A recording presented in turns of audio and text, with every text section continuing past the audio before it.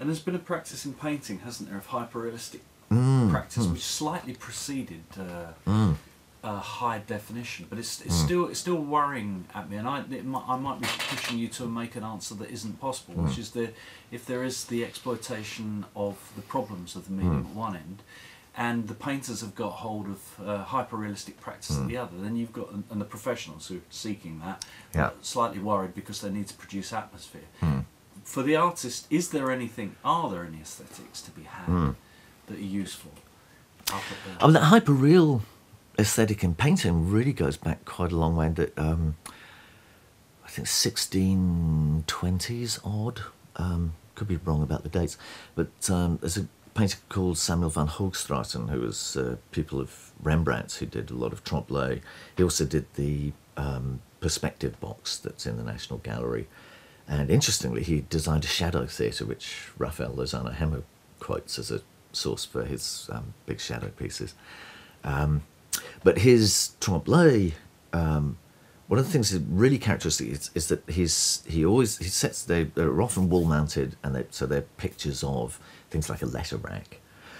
He's got very vertical lighting on them, so that you've got these very fine, very bright white, lead white edges on the upper edges of things, and then often very, very dark black ivory, burnt ivory pigments for the shadows. So these push the objects off the canvas and give them sort of that push forward.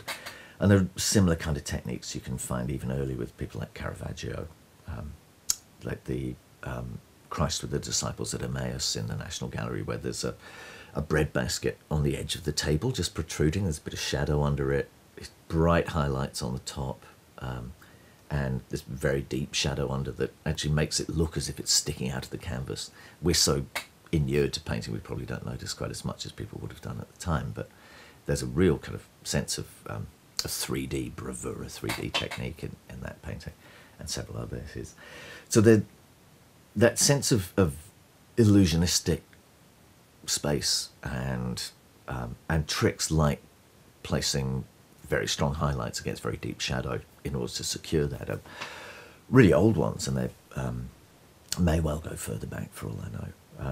But they're things which are now brought forward and are regularly used by artists like Robert Kahn, for example, in 2003 or 4 piece called L'Etrade, which you and I saw in Preston not so long ago. Gina Czarnecki is using some similar things where she's using very strongly high-lit bodies against deep black backgrounds to get a sense of, in her case, a sense of a particular depth inside the projected space that she uses. So, and there are a range of things there, but I think in terms of an aesthetic, it's really tricky, because one of the things that's really remarkable about digital is that once you've got things into digital format, they are manipulable. So once your light is recorded as a latent image, then it's almost compulsory. You have to manipulate it. There's nothing else to do, and you can't use just charge. It's not. Can I just stop you? Because one of the things that's argued by DPs on things like the cinematographer's mailing list, and these are people worldwide who are operating in the medium, is they do not do anything different when they're lighting high definition from film as a badge of courage. But it's completely accepted for the same DPs to argue that when they light colour and when they light black and white, they have two different strategies. There's a refusal to deal with video or the high definition with a different strategy. So in the simple statement, after they've gathered their light, actually there's an unembraced discussion to be had there. But okay, so there's... But I think that in itself is really intriguing. It's one of the things that is really noticeable about much of classical Hollywood, is that they almost invariably seem to be using a small range of lights, and mainly tungsten. And the colour is almost invariably the attached colour, that's to say the props. They very, very rarely light using filters and gels. so that the light itself is almost invariably a standard colour. This is really cool because when you get to printing and grading, then you've got a clear reference point. You know what the lighting colour was in the first instance. But if you look at directors in Europe and Japan, they're much more likely to have been using gels, so that the colour of lighting becomes really important. Now, I think with with let's say electronic cinematography, you're again you've got the one possibility, one option is to go with known qualities. So you know that, say, noon sunlight in a particular location is going to have a certain colour temperature, and tungsten lighting in an interior of such and such a scale is going to have another set of qualities, and they're known, and you can then use those as reference points when you're treating the image further down the workflow chain. But if you start to mess with those and begin to use either extreme lighting conditions like magic hour, or you want to use supplementary lighting inside for an external shoot, etc., and so forth, or you're using sort of real lights, candles, or whatever, or all the other possible conjunctures. And then if you're, and here you're using a bounce, so but if you change the texture and colour of the bounce, then you can change the colour temperature for the scene. All of which kind of makes everything a little bit more complex, but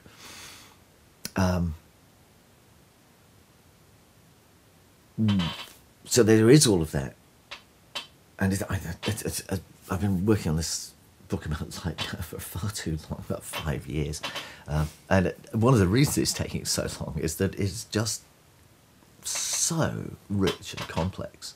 Yeah. And the tools available, from lenses and filters on the camera to the kinds of light, kinds of reflected lights, the cast shadows, attached shadows,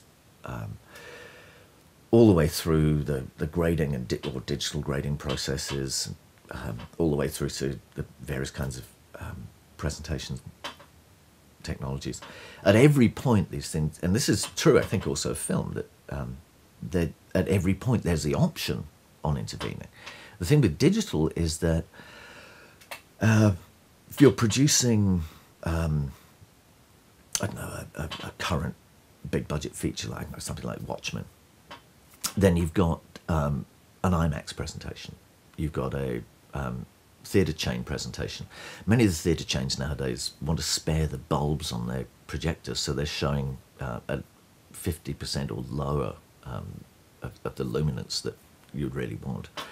And the prints are work prints, and they've often travelled a lot. By the time you get to a second or third run theatre, the prints are pretty much, sometimes, depending on the kind of process, some of them bleach, some of them darken, they get scratched, they get dirty.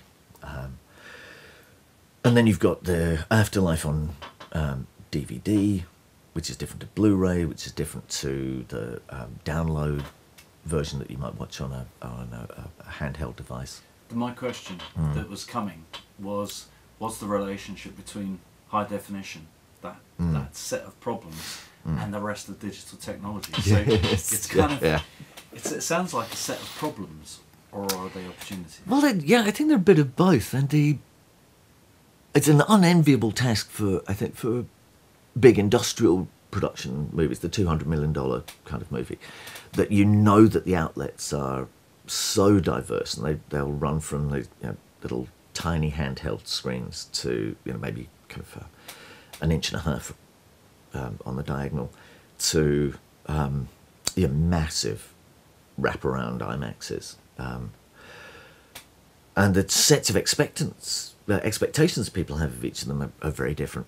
One of the great solutions appears to be sound, and that sound quality is relatively cheap to store, and you can compress sound and decompress it much more successfully in small packages. So MP3 is now a very successful technology for shifting good quality stereo sound.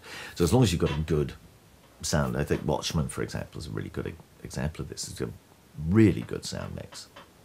Very, very clever. I've got a couple of highly kitsch moments, but the sound mix is really rich. Are you arguing that oral, what's the word? When you're satisfied orally, that you forgive the image? I think it certainly helps. So if you've got a sufficiently complex soundtrack, it helps that kind of mental process of filling in gaps. So, for example, and sound really typically is, we tend to see sort of more or less straight in front. Sound gives you well, not quite 360 degrees, but a very, very strong spatial orientation. And really only a two-channel separation. And obviously, when you're going for a big presentation, you're going to have sort of... I just got an image here of Narcissus looking in the pool. We talked about this last night, with Echo whispering in his ear. Yeah, yes, he hasn't absolutely. got a chance, really. None, yes. Yeah, entirely self-involved. I once tried to invent a machine where you would... it was a virtual reality helmet which would have... It had two cameras and two mics attached. So you would actually see reality as you wandered through life. Mediated. And then I thought we could slow it down. So you'd actually see reality as it was 5 minutes ago. That wasn't quite ambitious enough, so I thought, what if you could actually show life as it was going to be 5 minutes in the future, and you would walk through life with... Somehow it didn't quite come off. in amongst this kind of... I sense a snake oil around here at the moment, because and that it would be that there was a proposition. So in relation to high resolution, high definition, fitting in with the rest of digital technologies, the demanding and overarching kind of concept that academia has been following for the last 5 years, say, is that the digital realm has no material. But there is some kind of evidence coming out oddly from the professional realm that there is a material reality. So the question is there any truth to this, or do you think it's just the next bit of snake oil? Yeah, well, there's two answers. One would take us down a very different line, which would be to look at the carbon footprint of different technologies. So, for example, if we compare film technology to digital technology, one of the things that's really noticeable is that with reasonable amount of free play, you could say your film camera is going to have a life of 20-25 years fairly cheerfully. Your HD camera very unlikely to have a life more than 18 months. Not because it's necessarily dead by then, but because it's just replaced. You mean the proprietary formats? Yeah, and the sort of built-in obsolescence that, you know, that so build 20 of the Red camera replaces build 1, and you would really not want to be working on build 1 now if you had the option of working with build 20. Of course, their very argument is there'll be a build 150. So yeah. there is and these are, you know, these are very material objects, as you know, and they're sort of big, solid, chunky things, and they have real raw materials that have to be mined, that have to then be recycled, that have an energy consumption, that you know, they use batteries that have, you know, lithium from the Bolivian salt lakes, and they have you know, all sorts of, you know, lanthanides for the p-doping of the chips, etc., and so forth. And there's, you know, a lot of material. So that, you know, there's one side of it. That's one part of the materiality. The second, I think, is about the hardware. There's recently, really in the last 3 or 4 years, there's been a rise of a really interesting new set of studies on software and people writing about digital media. So then the software studies people like Matthew Fuller and Adrian Mackenzie writing really interesting things on how software matters, in that sense that it is matter. One of the things that's really intriguing is how little's been written so far by that kind of academic, the people who write about you know, film and media, about the hardware side. So, for example, one of the things that's clearly really important for the digital cinematography is chip design. Tracing that history, I think you can go something like this. You've got halftone printing in the about the 1850s. Fox Talbot brings in halftone printing using a textile muslin type of mask, and then printing onto bichromated gelatin, and then using that to make a kind of intaglio print. You've got then the rise of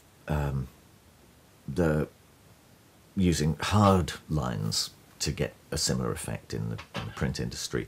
Then you've got, critically, I think you've got wire photography, which takes about 30 years to mature into a workable application, industrial application, from early fax experiments through to the wire in the 1930s, early 30s. But there you've got to synchronize two drums, a sender and a receiver, separated by often hundreds of miles. So they have to have exactly the same addresses for each dot, although it's not numerical, it's not digital, but you have to have that shared structure, and they go through the scan. The scan then becomes part of the cathode ray tube, and then it gets strongly gridded with the addition of the trinitron and other shadow mask types of technology. And then it gets written into the absolute architecture of CCD and CMOS chips, where there are light is gathered in channels, which are electronically doped so that it's impossible for charge to jump from one channel to the next, and they're separated by gates, so that the grid now is absolutely architectural. So in that sense, there's something deeply material about these structures. They have a deep history there, and we're locked into them.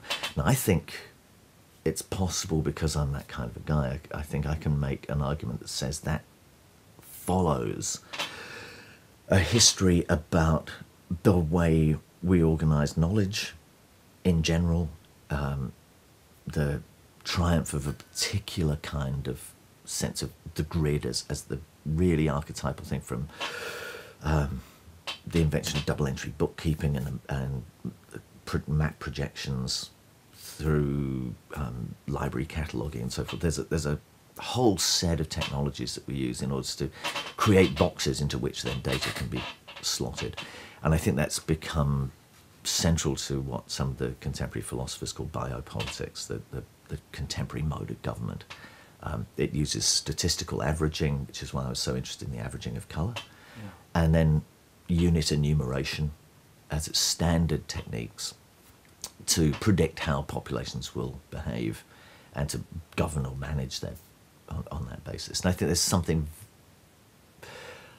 analogous. I mean, it's a similar shape. I think the word would be isomorphic. They have the same form as one another.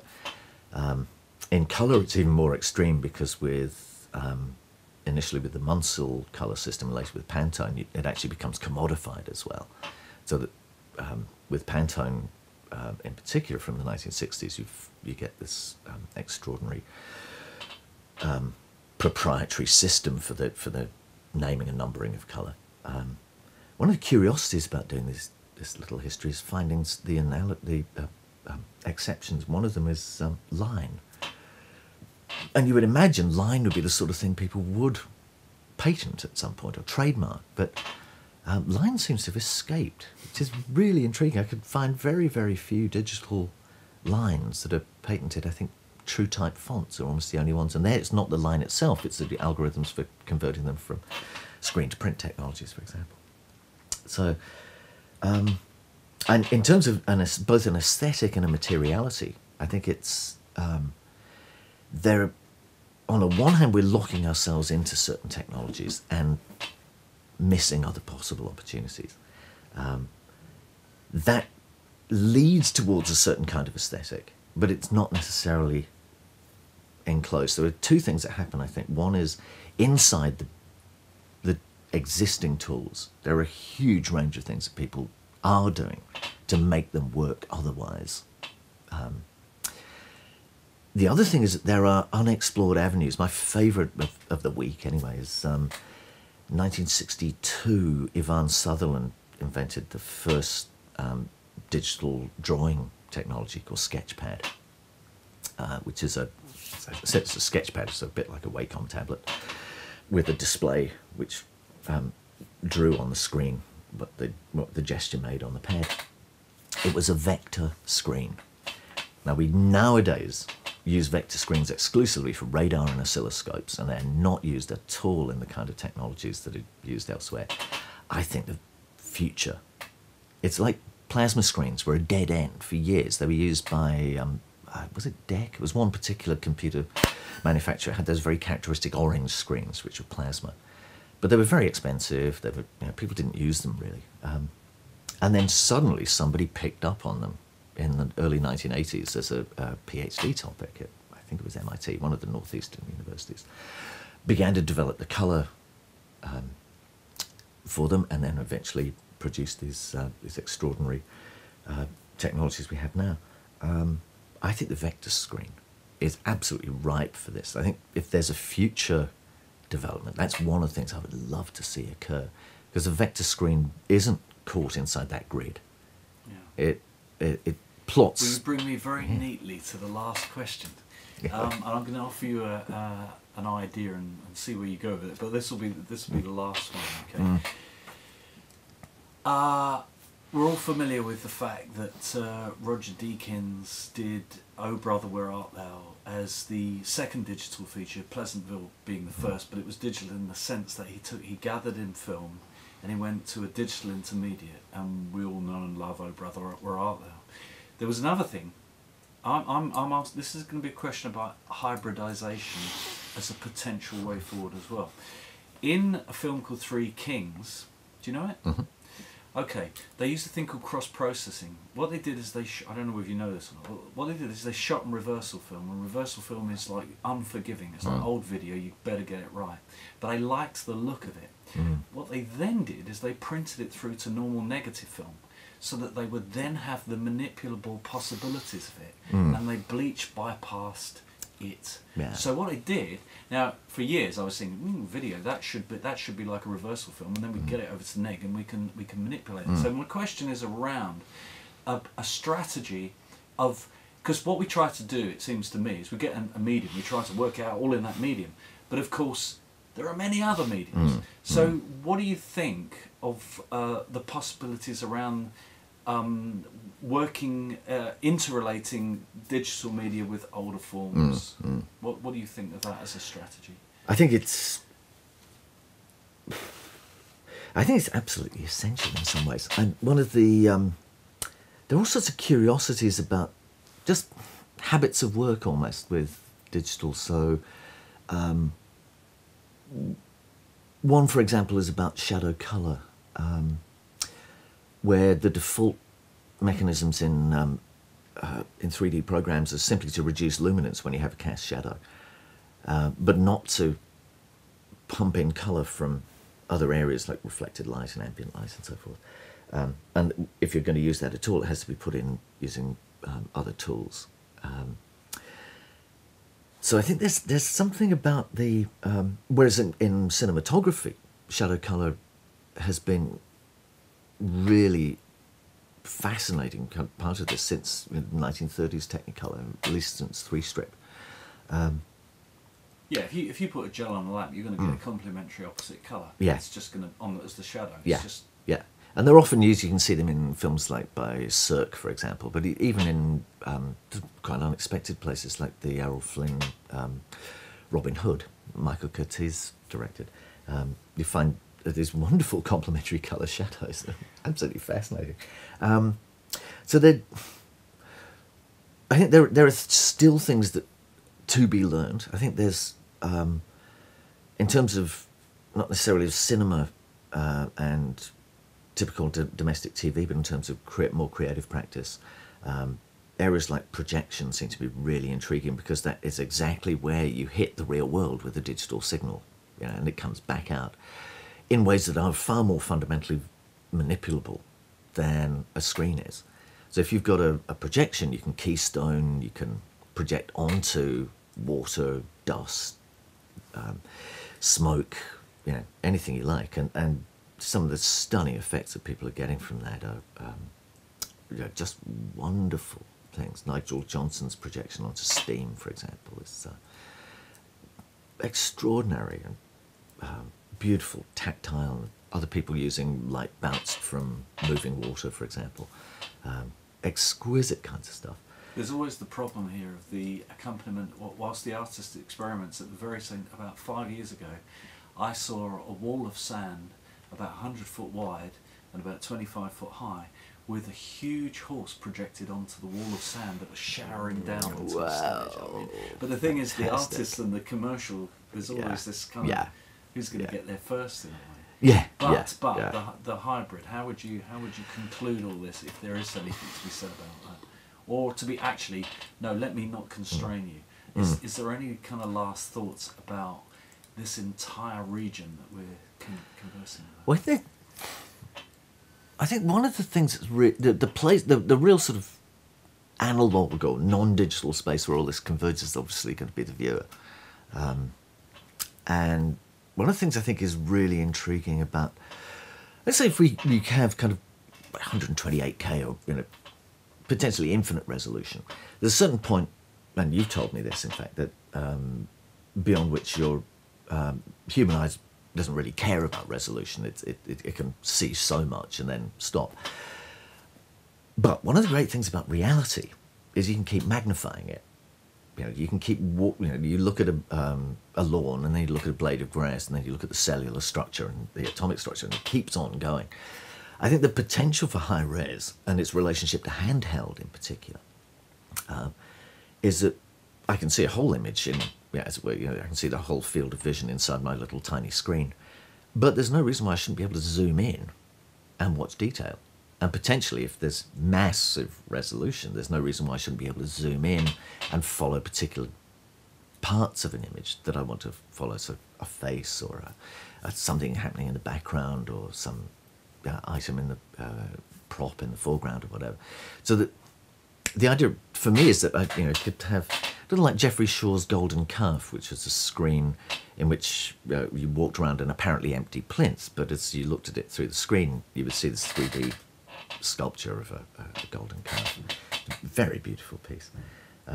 To me, there's something really intriguing about that, and it is partly to do with the idea that the grid and the colour spaces available do have a really strong digital signature. I think the watching high definition broadcast on the BBC, you see, for example, very strong outlines, and the crispness also sort of separates things as if they're in planes, which seems to be a very characteristic aspect of